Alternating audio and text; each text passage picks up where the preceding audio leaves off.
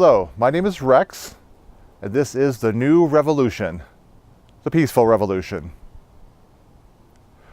The idea behind this show is to interview many different people from many different walks of life. I want to take the time to get to know these people a little bit better. Part of the idea is to get beyond any stigmas or stereotypes that may exist. I want to humanize them a bit, get to know the people they really are. To find out a little bit about what they believe, about their philosophies, ideas, how they feel about love. And also we're going to talk about what's right and what's wrong with the world, and how we might take steps towards achieving world peace, so that we can all live in a world peacefully together no matter what walk of life you come from. I'm grateful to have two wonderful guests to kick off my first episode. We have Rachel Zelaya with Shakti Kundalini Yoga, and then Rick Nelson with the Paranormal Research Forum. I wasn't able to put the entire interviews on the TV show because of the allotted amount of time, but I'm going to put the interviews up on my website in their entirety if you want to check them out. My website is www.visionoflight111.com. So please feel free to check that out sometime, and just maybe check out the site. There's hopefully some interesting things on there. So without further ado, let me introduce Rachel Zelaya with Shakti Kundalini Yoga. Hi, I'm Rex, and we are in beautiful Boulder, Colorado with Rachel Zelaya, who is the owner and founder of Shakti Kundalini Yoga Center, and we're going to find out a little bit more about what that all involves and what Shakti means, and just basically get to know you a little bit better. So let's start with that. What exactly do you teach? And I know that yoga is paramount in all of this, so let's maybe start there. Okay, so yeah, I teach Kundalini Yoga, which is a lineage that was brought over to the U.S. By a man named Yogi Bhajan in 1969. And his vision was that people were going to be really confronted with a lot of challenges as we moved from the Piscean age into the Aquarian age, as we kind of shifted into kind of a new version of humanity, and that the old version was going to die hard, basically, and that we would need a lot of techniques to help elevate our consciousness and shift our awareness, balance our chakras, work with our energy system. And what does that mean to move from the Piscean age to the Aquarian age? Well, let's see. So the Piscean age is kind of characterized by us versus them, that, this is me and you're you and we're really different and I have to be afraid of you, and it's a very polarity kind of based world of good and bad and right and wrong, and there's a lot of quality of secretiveness, of like hidden information. Like in the old days, it was, you had to climb Mount Everest to get a little tidbit that you would practice for the rest of your life. And so in this new age, everything's available. You just Google, anything, and it's there. And so that's one aspect of the shift, and also just an awareness of our interdependence. Obviously ecologically, things are becoming much more obvious that we can't just do whatever we want to our planet and be okay. So it's a kind of major human evolution shift, and he was aware that that was coming, and like I said, wanted to give us some tools and techniques. And he really saw that, especially in the West, this was kind of the forefront of where the shift was happening. And so he left India really against the wishes of his teachers and masters and the people that held that lineage there. But to him, his heart told him he needed to come here and share this technology with people. So have we reached that transition? We are in it, yeah. Okay. 2012 was a pretty major shift. I mean, there's a whole big shifting time period, and we're in it. We're not fully in it. These things take hundreds of years to fully manifest the shift. So we're kind of right in the middle of the moving into the new age, and So, yeah, these techniques are available. He taught tirelessly. He was one of those people that like seemed to never sleep and was just working 24/7 to get as much information out there to as many people as possible. And his vision was to come here and create teachers, not create disciples. So he started teacher training programs and really sent people out to all corners of the planet to share the technology of the yoga and the meditation. And where did you learn? So I learned here in Boulder.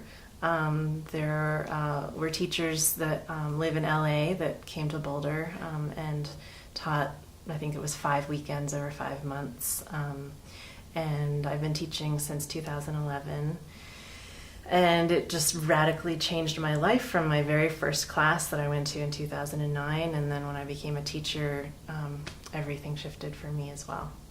Yeah, I took a class with you not too long ago, and I know one of the benefits I received, especially like my martial arts training, is how in the moment it brings you. And if there's blocks, if there's anything that needs to be released, it just seemed like it just cleared it all right away. By the time I was leaving, I just remember feeling really good, very clear, very peaceful. Yes. So it's called the yoga of awareness.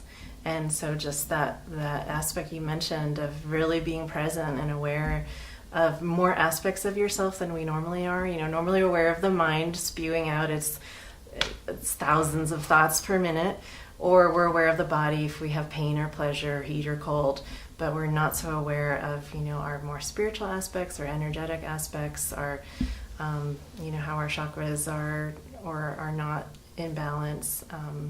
So Kundalini Yoga brings a lot of awareness to your life and how you're living your life. Are you living your destiny, or are you kind of being caught in the same karmic patterns over and over again? And for me, pretty much after my very first class, I had a moment of awakening where I felt like this is the practice that I've been waiting for in my whole life. And I started doing a little bit every day. I would wake up in the morning a little bit early and do a couple of the practices. And within 2 weeks, I had kind of this aha moment. I was outside hanging up laundry on the clothesline, and I had this inspiration that my life could be really different than the way that it was. And it was like I was in a box that didn't have any windows or doors, and suddenly like windows and doors were there, and I could see the blue sky, and I was aware of other possibilities for my life. What were you doing before you got into this? I actually taught Latin. I was a school teacher, so I have a master's in classics, and taught Greek and Latin in kind of the ancient world. And I've always had an interest in the ancient world. For me, teaching the Greek and Latin was really all about the intellect. And yoga is just about the whole person. So the intellect is involved. There's so much to learn and understand with the mind, but it's an experience more than, you know, me telling people how to conjugate verbs or whatever. I can see how they kind of complement each other, so they go together as you have gotten on the higher path, your highest path. Yeah. Kundalini, what exactly does that mean? Is that ties into the chakras? So Kundalini is a Sanskrit word that has lots of different people have different understandings of what it is. But my understanding of it is it's our basic life force energy that can either lie dormant in us or can be gently and carefully awakened. So everybody has it. It's not like it's a special thing that only some people have. It's why we're alive. So. Is this like pertaining to spirit or chi or something along those lines? Yeah, so source energy, life energy. Yeah, life source energy. It's said to. This is how the chakra system gets involved. It's largely stored in our navel and or at the root, the pelvic floor, and so. So there's a lot of exercises in Kundalini Yoga that are either activating the navel center through breath or really challenging postures where you feel like you're, you know, gonna get a six-pack or whatever, but that's not the point of it. Or activating the pelvic floor again through breath, or kind of like doing Kegels. So once the energy gets awakened, then it has an opportunity to flow through the body. There's some misperception about Kundalini Yoga that it's all about sex, which it's really not at all. But I guess because there is some focus on the pelvic floor, people just associate that with it. But the point is that you wake up the energy that's stored so that it can flow through all the chakras. So especially coming up into the heart center. There's a lovely manual that's part of our, that gives several beautiful meditations and yoga sets. And so when we can let our energy come up from the lower center, so first chakra about survival and basic, am I safe here? Second chakra about sex and reproduction, and third chakra is about willpower and kind of identity and like getting what I want. And all of those things, we need all of that. But when we can let the energy flow through those chakras and come up to the heart, where we're more connected to other people and ourselves, and compassion, and recognizing the other person and yourself, and vice versa, and then come up into the throat where you can really express yourself and manifest your ideas. And the third eye, connecting to your intuition. What's my truth? What's true? What is my soul saying to me? And then the crown, which is your connection to the divine. So when the Kundalini is flowing through all of those chakras, then you're in a good space, and you're usually doing what it is that you feel like you're meant to be doing. You're not causing harm to others.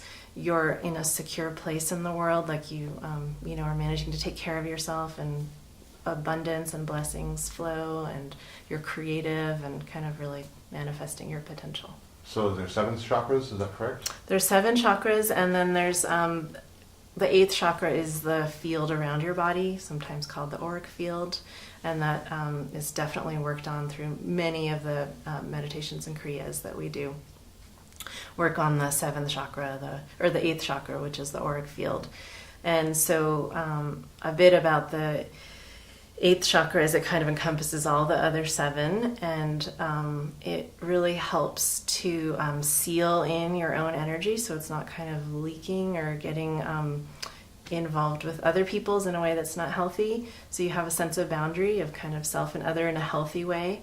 And also it's protective, so that if somebody means you harm or just accidentally, is kind of negativity is coming your way, it's kind of a boundary to that. Talking about negative energy, correct? Yes. Yeah. And then on the other side is it really draws into you. It's like a magnet attracting to you, the circumstances and situations and people and support that you need to manifest who you're supposed to be. Is that related to karma? Is that part of this? So karma, Yogi Bhajan talked about the difference between karma and dharma, and destiny and fate. So karma is this idea that whatever we do, there's going to be a consequence. Like that's just like the law of this world. When we get stuck in the same patterns over and over and over again, then we feel like we're being met by our fate. Like we can't get out of whatever situation we're in. We keep manifesting the same relationship or the same car problems or whatever. So when we're living our dharma, that's where we've kind of risen above that pattern, that cycle of karma, and we're walking on our path.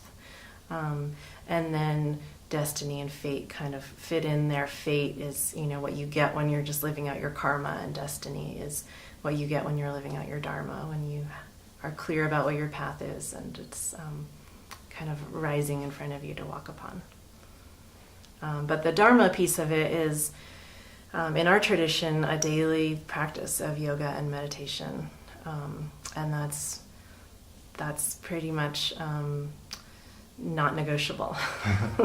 Like it's a daily practice. It's not something you can just do once or even just once a week, because we're constantly working on our energy. We're always in contact with the energies around us, and so if we don't kind of do our work, that's just going to come right in and might not be so helpful for us. It's not like you don't just eat once a week and call it good. It's like it's a daily replenishment, and that gets into the concept of prana, which I think is more closely connected to chi. So prana comes in through our breath. So a lot of Kundalini Yoga has to do with breathing exercises, and also prana comes in through pure water and healthy, uplifted food. And that's where the practice of the yoga comes in. So yeah, yoga is, we have a body. We've been given a body for a reason, and it needs exercise, and it needs to work and move energy through it. I was a Buddhist meditator for many years before I found this practice, and I'm sure it prepared me in some ways for this, because there's a lot of kind of mind over matter that goes on in this tradition. There's a lot of arm work, so you might be holding your arms out to the side for 22 minutes or something like that, which doesn't sound hard, but try it and you'll realize it's really hard. So having some kind of basic ability to work with your mind and not believe everything you think and is a helpful tool. But on the other hand, it's not all about just up here. And sometimes, we get ourselves backed into a corner by trying to outthink ourselves or convince ourselves of something, or, if I just set my intention, it's going to happen. Well, maybe if everything else is in alignment, but if your energy lines in your body are blocked, it's probably not going to happen. So, if we can just back up for just a moment, could you please explain what the chakra means? Okay, so chakra, it's a word that means wheel, literally, and it's kind of an energy vortex.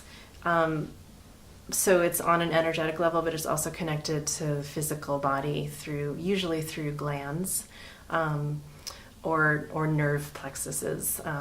So, for instance, the heart chakra, there's an organ there, the heart. It's also connected to the thymus gland, which is just above the heart, which has a lot to do with the immune system. And then, of course, we all know what it's like to feel a broken heart. That's not literal, that's more energetic or emotional. And so each chakra, is tied to specific emotions, organs or glands, and then has an energetic component too. Okay. And let's talk about the Adi Shakti. Adi Shakti in this tradition is referring to the primordial cosmic energy in the universe, which is considered to be feminine because it's creative. It gives rise to everything, gives birth to everything.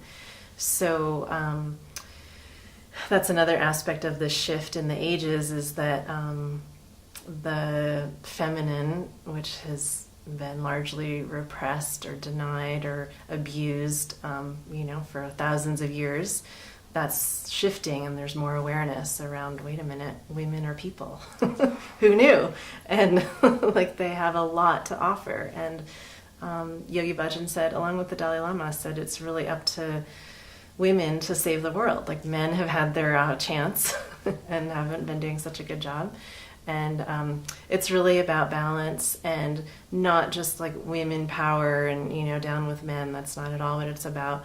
It's more about recognizing the gifts that both gender has to offer to a situation, and that each one of us also contains a masculine and feminine within ourselves. Yogi Bhajan said something like, at most we're 60-40. So I'm 60% female and 40% male, and that would be at most. Some people are more like 50-50.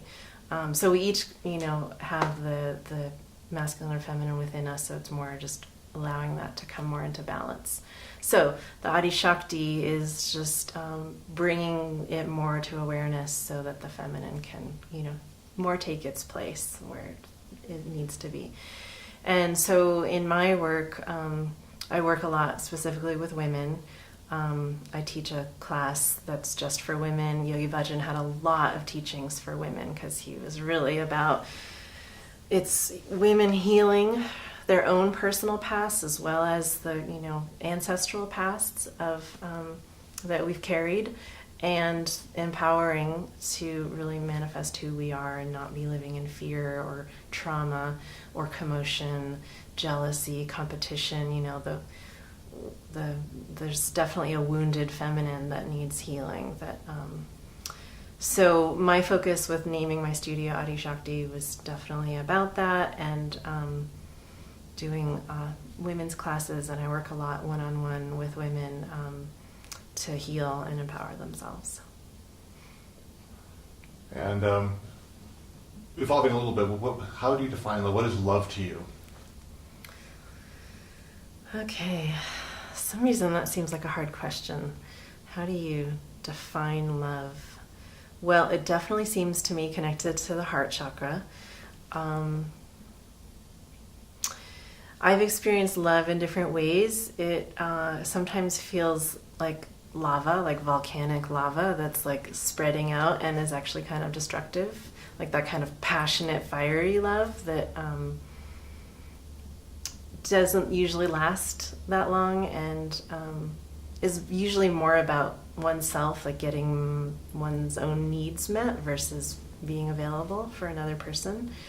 Another aspect of love that I've explored is this quality that you don't have to have a receiver to love. You can just love everything, and it doesn't have to be a person there receiving it, or even if the person is there and they're actively not receiving it, you can still actually send love.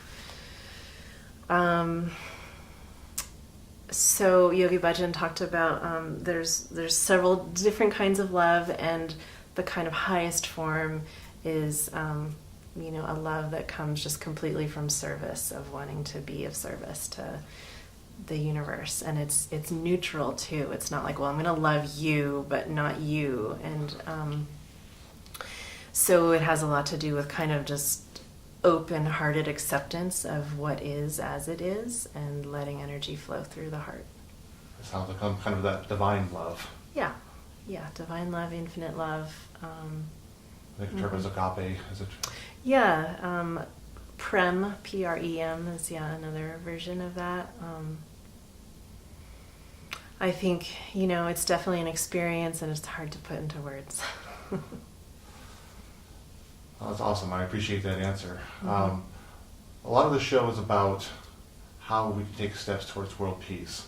So in your experience and everything you've seen in your travels, I know you do travel and such, what would you say are some of the biggest obstacles? What do we have to overcome if we're going to have a chance for all of us, with all of our diverse ways of thinking and expressing and being, could we potentially live together peacefully? What would you the biggest obstacle is to overcoming? Well, a couple things come to mind. One is ego. So this basic idea that, it's a zero-sum game. I'm going to get my needs met. If that means you don't get your needs met, that's okay. The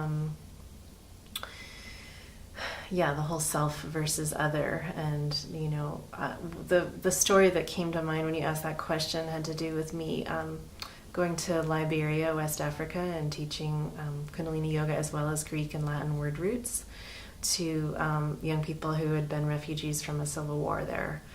And if I had never gone, I would have had my concept of what it means to be in a war-torn African country would have been, what it looks like on TV.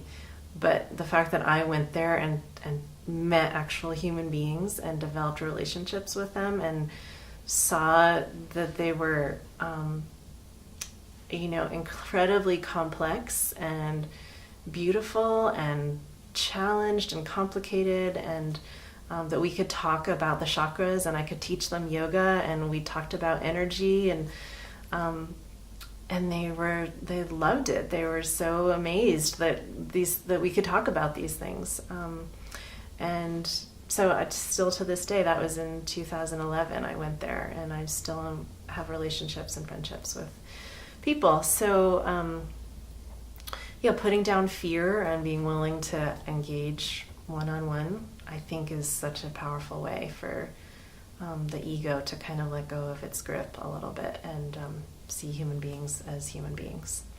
And then, if you connect to somebody on a heart level, it's really hard to see them suffer.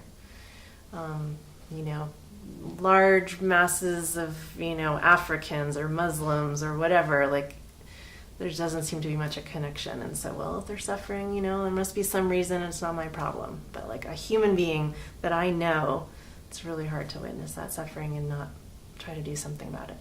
So in the experience of those travels, so would you say that the majority of the people really were seeking a peaceful life? And it oftentimes seems to be the case.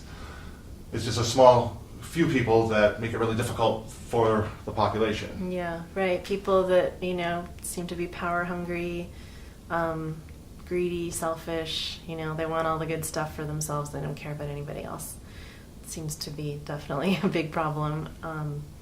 Even in a place like Africa, would you say that those people are, even though they've got the money, they've got the guns, things like that, they're actually the minority. Most of the people seem to be in a peaceful space. Absolutely. Just have a life where they can be educated, have medicine, housing, raise their families.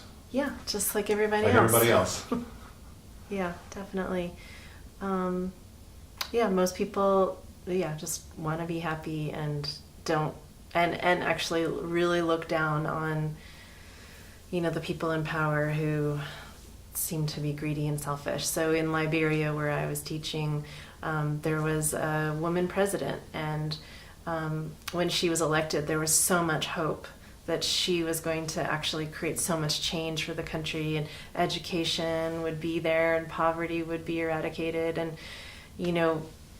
4, 5, 6 years in, when not much had happened, people were like, wait a minute, you were our hope, and here you're just playing the same game as everybody else. And so there was a lot of disappointment, and she actually was re-elected while I was there, but there were protests in the capital city, and people were really disheartened by what had been a really hopeful option. And she was caught up in the same system that was perpetuating division and war, and then Ebola came to the country, and it's just, there's been a lot of suffering there.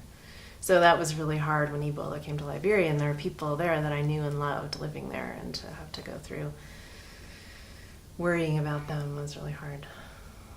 Imagine it would be really hard to see. So, in your travels, what would you say is your fondest wish? What would your dreams be? It sounds to me like you're walking your highest path, so I think you're already living the dream, so to speak, for yourself. Now, what would the dream be maybe for teaching everybody else how to do that? Whether it's, I mean, I guess, just what would you like to see happen even around your own immediate community, and perhaps even around the world? Yeah. And how might we get there? I mean, I teach Kundalini Yoga because I feel like it's absolutely transformative, and it transforms people one individual at a time, but that individual has to be willing to sit down and do the work. It's not a pill, it's not food, it's not something you can just easily take in. It's like energetic work. So people have to be willing to do that.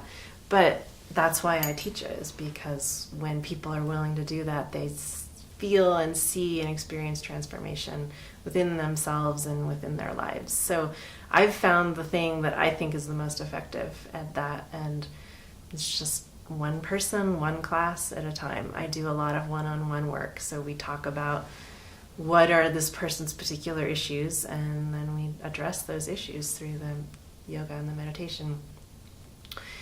I've had visions of teaching Kundalini Yoga in football stadiums filled with people. Why not do that instead of watch 2 football teams trying to win? It's entertainment, but it doesn't transform or improve anything. And it's definitely happening. I mean, there's so much yoga in the world and so much meditation, and we just have to hope that, one person at a time, people heal and transform. Can anyone do yoga, the Kundalini Yoga? Anybody. From any philosophy, any belief system? Absolutely, yeah. I mean, there's nothing in there. Yes, people could come up with reasons about, well, that's devil language or whatever. Like, if you're closed-minded, it's not going to work, just like anything else. And it's not for everybody. And there's a million different medicines because there's a million different diseases. And so this medicine works for me, and I share that medicine with people. Yeah. Oh, wonderful. Does that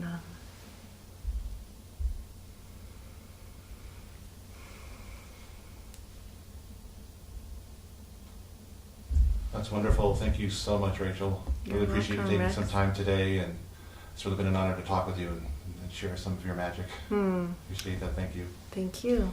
Thanks for being here. Thanks for doing the work you're doing. Don't go away. Coming up next is Rick Nelson with the Paranormal Research Forum. And away we go. Hello, I'm Rex with the New Revolution, and I'm sitting here today with Rick Nelson of the Paranormal Research Forum. And we're going to have a rather interesting conversation. I'm very much looking forward to this. So, pleasure to see you, Rick. Well, thank you, Rex. Good to be here. Thank you very much. And let's start with the Paranormal Research Forum. Tell us a little bit about that, what that means. And I got to go to one, so I had a little bit of the experience. And Okay. It's a group of extremely curious individuals. We're looking to understand life in all reality, if you will, who we are, where we come from, rather than just taking what's given to us by the mainstream religion or governments or the universities, that we actually do our own research investigations to understand what's behind the veil. And the more we start looking, the more we discover the greater questions we have. And I'd always discovered if you want a better answer, ask a better question, and certainly better sources. And I had an adventure club, I called it, for a good number of years, since the mid-'80s. And I started to rent haunted hotels, supposedly haunted hotels, because I didn't know what to believe about it. But I'd heard so many different stories from really credible people that I would trust completely, that reluctantly shared their experiences with ghosts. And I filled them up with my people, and the next morning we would have a breakfast and, pardon me, cover what had happened the night before. And in every case, we were absolutely shocked. And we had to have people come in that had had experiences at the hotel, or a local historian that would give us all the background for 2 or 3 hours in a session the night before. And we'd make a request, a collective request of any beings that might be there, that they only be the friendly beings that we would permit to have access, and we would like to know that they are there. And I was absolutely shocked at the activity. can you give us some examples of that activity, some stories, some feedback you got, or even something that happened to you personally? Well, like the Hand Hotel, that's my favorite, up in Fairplay, Colorado, right next to South Park, or it's in South Park. And there are only something like 13 rooms. It's like an old Western place inside. Great feel to it. I just love it. Quaint. And most of the rooms have activity there. All the rooms upstairs. And there are several different beings that supposedly are seen there frequently. And one room at the end, I think it was a cowboy room, I can't remember, had bunk beds, and a mother and daughter slept in there. And the daughter kept having a being grab her ankles and pull her down to the bottom of the bed. That was one of the more dramatic ones. And it's quite compelling when you have story after story every time you do it by people that you would trust. Another one in the St. James Hotel in Cimarron, New Mexico. I think there were 26 or 27 men killed there, typically in gunfights back in the 1800s. It was on the Santa Fe Trail. Every person you probably ever heard of in the Old West, Bat Masterson, Wyatt Earp, Jesse James, Billy the Kid, Wild Bill Hickok, they all stayed there and signed the register, which they still have. And it's just fascinating when you realize, the activity. You go in, there's still bullet holes in the ceiling in the old saloon there. And one of the couples came down the next morning and he said, "We were really upset with you guys because from midnight to about 3 in the morning, we assumed you were playing poker because you're going to play poker that night." And they kept dragging the chairs and tables back and forth all night on the roof ceiling above us. And he said, our bathroom was down the hall, so I finally had to get up and go down and use it. But I decided I was going to go up and just, "Hey guys, could you keep it down? We can't sleep." Until I realized we were on the top floor. And one of the employees had come in and spoken about the experience at their bar there, where a lady was staying late in the bar, and they let her stay there. She was just sipping on a drink at the bar, and they kept telling her, "You're going to have to leave when we leave," because we shut down at somewhere around 3 o'clock. They cleaned everything up in the bar, and they were ready to leave, and said, "Well, it's time, you have to go now." And she just disappeared right in front of them. And I don't believe that employee came back. But again, after a few dozen experiences, you realize you can't dismiss these things. Unless you have a personal experience, please don't make a judgment about something. As Einstein said, to have a strong opinion about something, I'm paraphrasing, unless you have researched and you've had the experiences, please don't do that, because you're not well informed enough to have a firm opinion yet. And I like that, because it's so true. A friend of mine said, "A picture's worth 1,000 words, but an experience is worth 1,000 pictures." And I really love that, which is true, because you need to know it on your terms. Everybody has their own litmus test, their own standard, benchmark, that to convince them of something they don't believe. And go at it from your perspective. Look for what you're looking for, and you'll be surprised. It's there. Thank God for the internet. You have access. Sure, there's a lot of things on there that are just crazy, but if you're discerning, which most people can be, just using common sense, you can get to the core of about anything. And there are organizations and institutes all over the world that do research in these matters. Look at their work.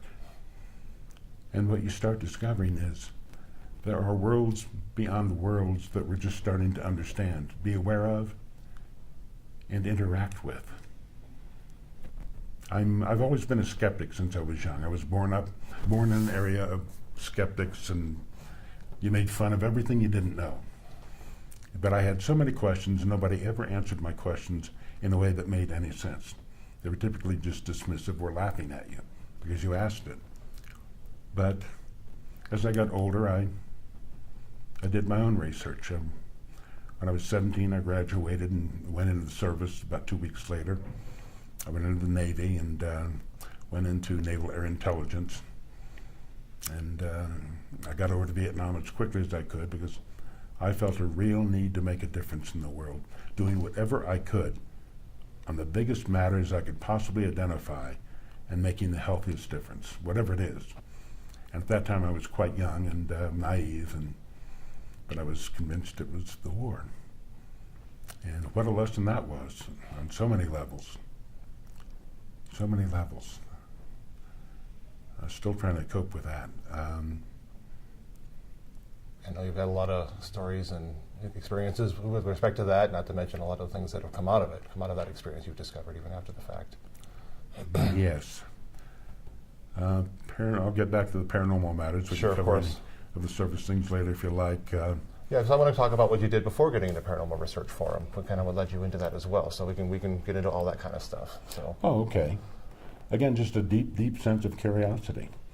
When I joined the service, every place I went, I was stationed at, I went to the library and got every book I could get on psychology. I wanted to understand why people did what they did, because it didn't seem to make sense what they did. They were, I don't know, insensitive, unconcerned, or, again, things just didn't make sense. They still don't now, or really don't now, even after all this research.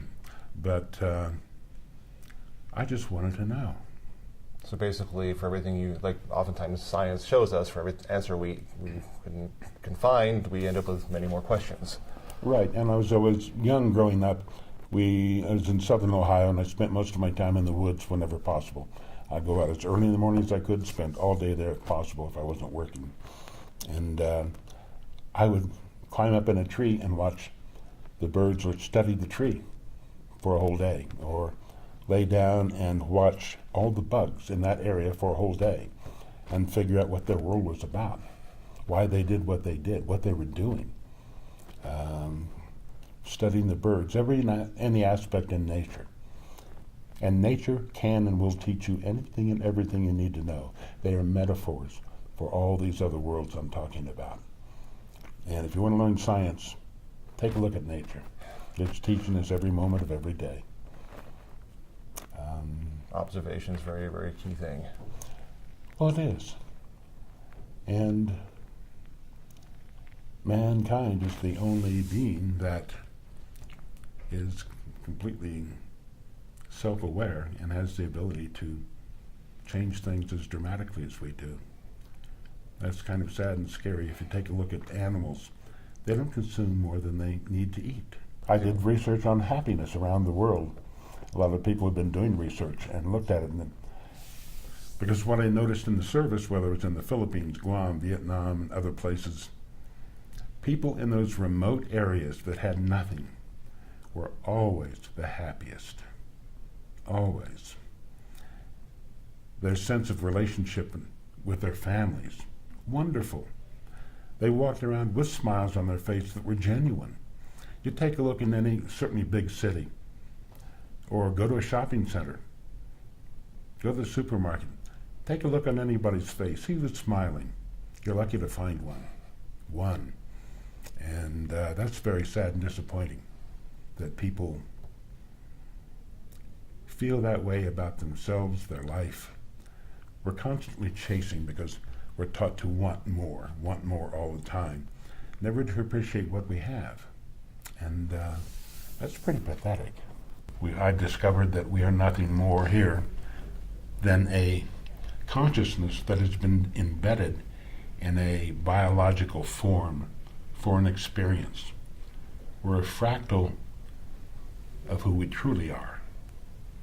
We're just having a small fraction of that consciousness embedded in us for this dense three-dimensional experience, carbon-based experience. And other dimensions as you move forward.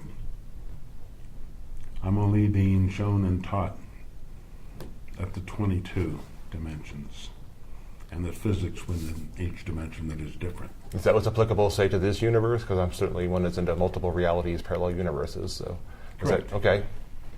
Obviously, right now, Superstring Theory suggests 11 dimensions, but it doesn't mean that's the end-all, be-all answer for sure. And they know that too. There may be a billion, we don't know. Sure.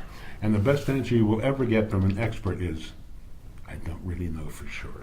Especially Because in they that don't. field. Every expert we've ever had, everything they've stated has proven to be wrong later. It's much bigger or much smaller. Back with how big is the universe? I think it was about 2 or 3 years ago. It was maybe longer than that. Yale and I think it was Yale and Princeton did a joint study on the universe, tracking things, and they had discovered that there are over 300 sextillion, that's 23 zeros, I've never heard the number before, suns, stars, which are suns, that each of them have the potential for planets rotating around them, and out of 300 sextillion stars with planet potentials, we have no idea how many like us might be out there or far more evolved than us. I know in our own Milky Way, it's suggested there's about 200 billion, which is still a massive number, just in one galaxy. But every time they study it, they come up with a much bigger number. Sure they do. It dwarfs the previous number. The Hubble Telescope has just taught us so much. I can't believe how many galaxies exist. Right. There's more galaxies that exist than there are stars in our galaxy, which is, again, extremely astronomical. And that's just what we can, right now, observe. Right. And again, we're discovering all the time that we can only digest so much at a time. So I think it's important to get something where you can develop a foundational concept to put into perspective. It's like extraterrestrial beings. A researcher and a journalist asked me many years ago, why do you think, Rick, that people don't believe or want to believe in extraterrestrials? I said, because there's no place in their mind to put it. To consider that means they would have to review and reconsider everything they've been taught. And people don't want to go to that time and effort that will threaten the world as they know it today. They don't want to have to review their religion, their government. They don't want to go to that depth because it scares them too. It literally starts to unravel the fabric of They'd the rather reality. just look around their neighborhood, watch TV, and say, well, things seem to be okay. We got to worry about that stock market or how those sports teams are doing or what the gossip is about my favorite program or the stars or a musician. No, it's not. It's about much, much more. It's about humanity, who and what we are, where we come from, what the future holds, what our potential is. The big thing for me is, what human potential do we have?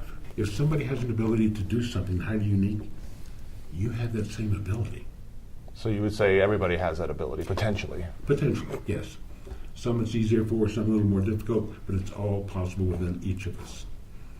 And that's why I find the most unique people with the unique abilities I can and meet with them and learn from them. I'm having dinner tomorrow night with a psychic that's on a television program, the Dead Files on the Travel Channel, Okay. and Amy Allen.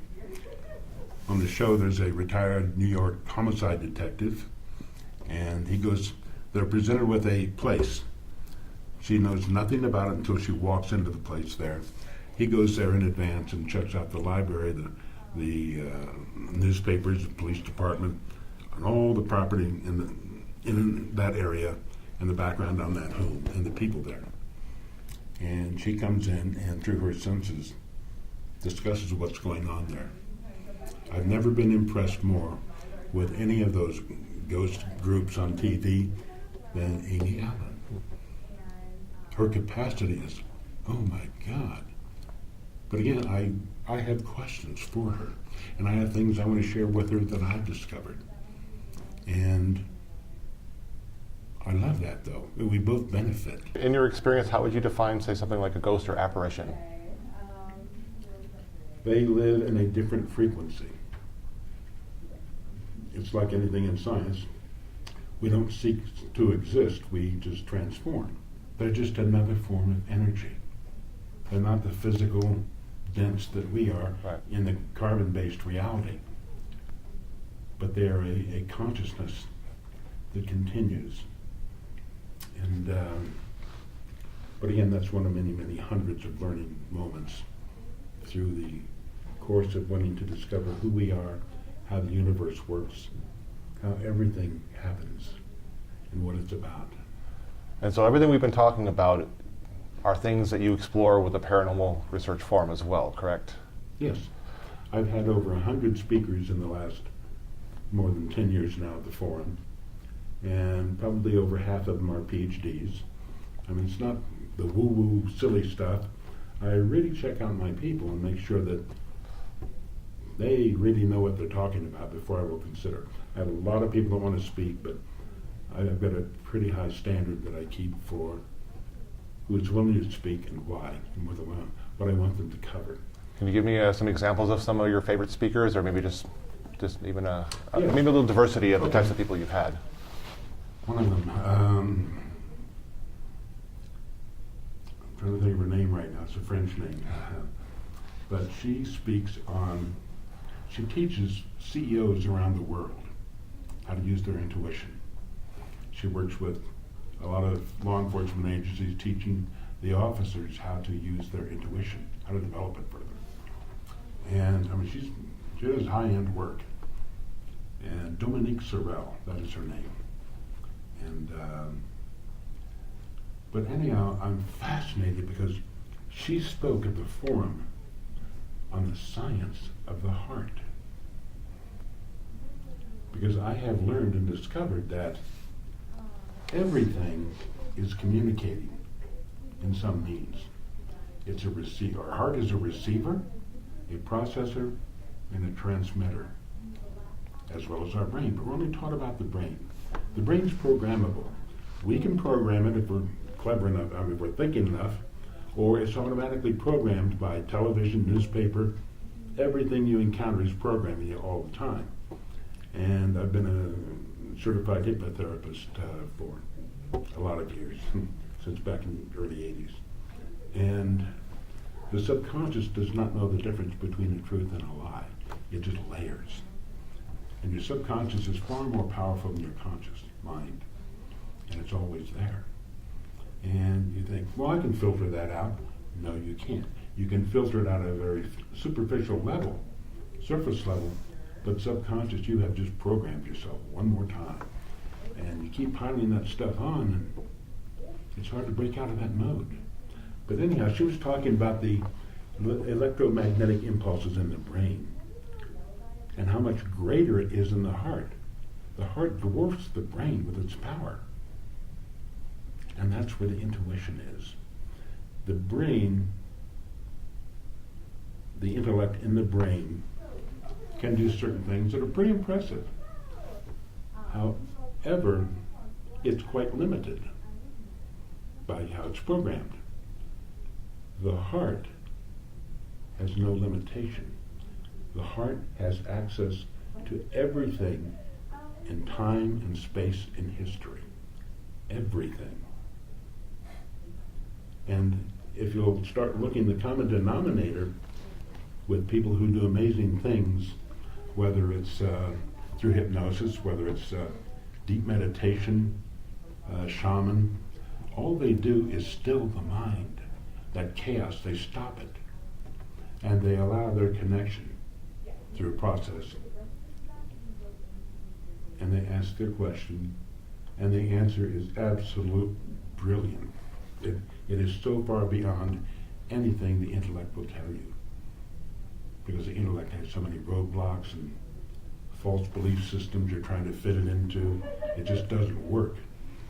But once you learn to meditate, if you will, it's a wonderful thing to learn how you can tap into anything you want to know. We've got abilities, but we're not taught our abilities. Again, government and church and others would rather make fun of what it is, or consider it to be too crazy to be real. But if you look at any of the spiritual leaders, the people with psychic abilities, that's what they do. They've learned how to develop theirs. Physiologically, they might be made up a little differently than us. We all are. But we all have the potential. Again, learning the process is very important. Even the 12-step programs, it's the same process, just to reprogram yourself.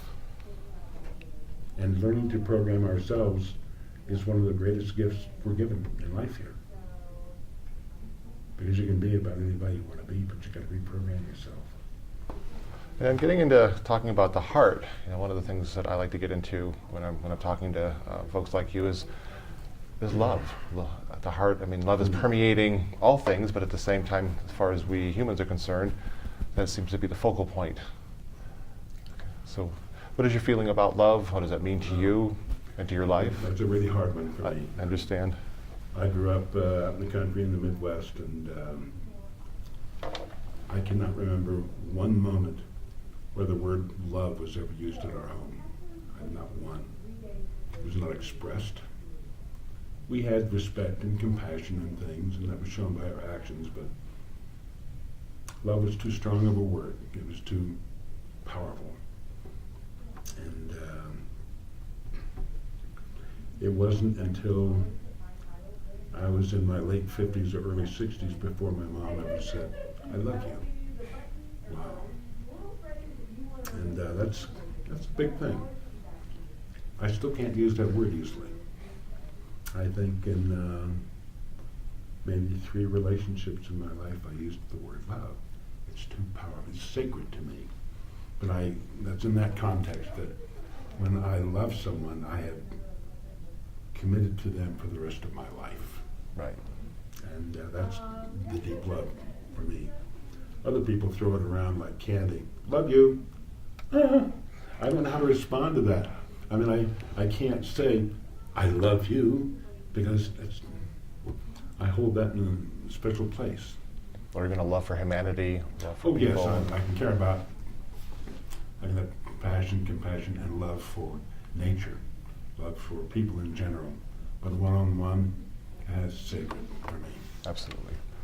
And in terms of that love for people in general, Mm-hmm. how would you, I guess, express or convey that? How, in terms of our connection with one another? Compassion, respect, empathy. And everything we do with everyone, we should have every one of those things as our guides when we're talking.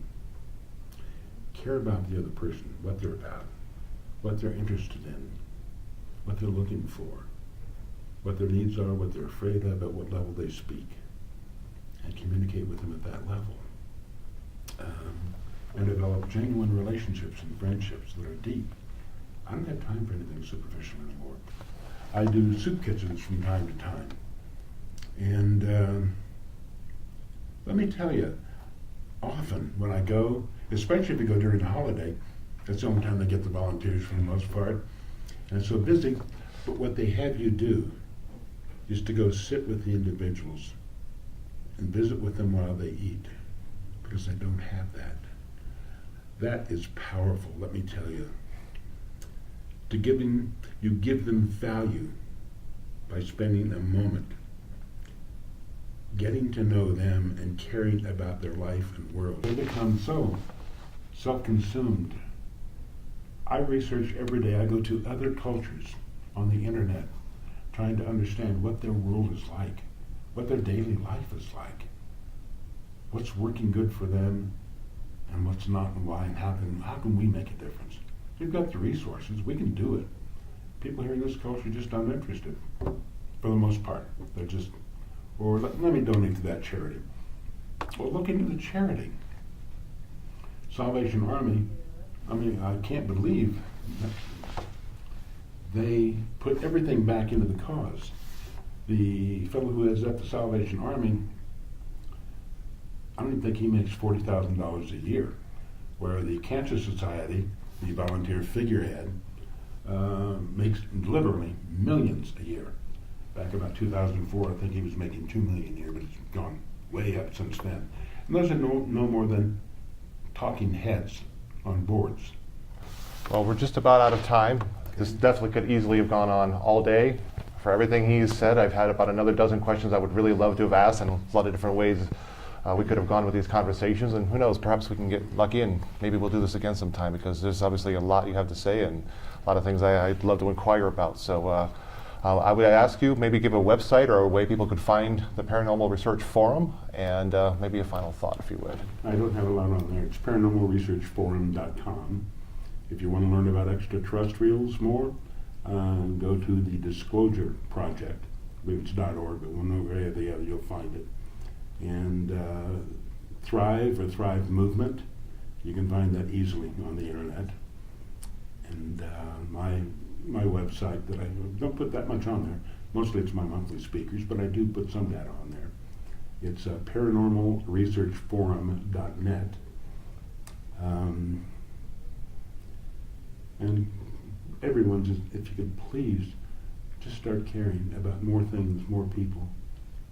Care about people, animals, everything that lives on this planet. Have more compassion, more respect, and no longer trust the organizations, especially the larger they are. Don't rely on them. They're not solutions. They have become the problem now. And it's up to us individually to be the solution again. So with that, I hope some of you in part are moved in some way to adjust your path in life and what you do with your daily life, and to make a difference in the world and the aspects of the world you're most interested in helping. It's time for all of us. It is time. I can definitely agree with that. I think most of us do. Thank you very much for everything you do. Thank you. What you're doing now. Appreciate your time today. It really means a lot. You're very welcome. I want to thank you for taking the time today to watch the show. I'm looking forward to airing many more of these shows in the near future. In the next episode, I'm going to be featuring Professor Billy Stratton with Denver University and Reverend David Ridge with Living Water Unity Church. Both are also just wonderful, insightful interviews. I'm excited to get to share those with you. So once again, thank you so much for taking some time today. I wish you all the best. If whatever you're doing is helping you to walk the path of love, just keep doing it. Until next time, much love. Peace.